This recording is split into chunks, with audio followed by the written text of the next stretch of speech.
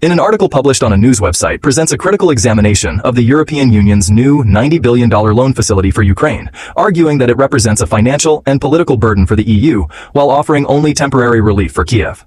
After failing to agree on using frozen Russian central bank assets, the EU opted for an interest-free $90 billion loan to Ukraine, backed by the EU's common budget. The European Commission will issue bonds of varying maturities to institutional investors, with the proceeds funneled to Ukraine. Key to the arrangement is that 3 member states, Hungary, Slovakia, and the Czech Republic, reportedly brokered a compromise allowing them to opt out. The article emphasizes that the true cost will far exceed $90 billion due to a negative carry. The EU will borrow at an estimated average rate of 2.8% to fund an interest-free loan, creating an annual loss of roughly $2.5 billion. This cost, while not destabilizing on its own, represents a permanent fiscal drain on a bloc with deteriorating finances. While Ukraine is theoretically responsible for repayment, the likelihood is considered vanishingly small, leading Hungarian Prime Minister Viktor Orbán to label it a loss, not a loan. Crucially, bondholders are protected because the EU budget guarantees repayment.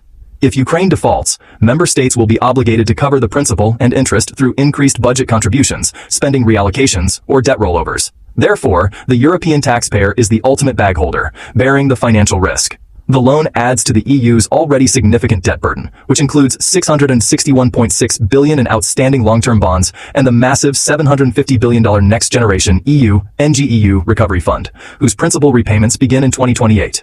An extra $90 billion thus compounds a high and growing debt load. For Ukraine, the loan is a stopgap. The country faces an official budget deficit of $42 billion for the coming year, but its actual military needs are estimated to be far higher, with a total requirement of $160 billion in combined support for 2026-2027. The EU itself estimates that without additional aid, Ukraine would run out of cash by mid-2026.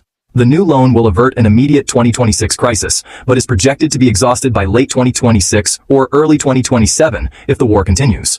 The article argues the loan has detrimental political consequences. It claims the funds empower President Zelensky to reject peace initiatives, specifically referencing talks with U.S. President Donald Trump, thereby prolonging the conflict. It further criticizes the EU for providing vast sums shortly after corruption scandals involving officials in Zelensky's circle, effectively rubber-stamping corruption in Kiev. The overarching critique is that the EU is using collective budgetary resources to fund its geopolitical ambitions, forcing national budgets to backstop a costly and unwinnable war. The final assessment is pessimistic. This can't end well, suggesting the policy is fiscally unsustainable and politically misguided, shifting financial risk onto EU citizens while failing to resolve the underlying conflict.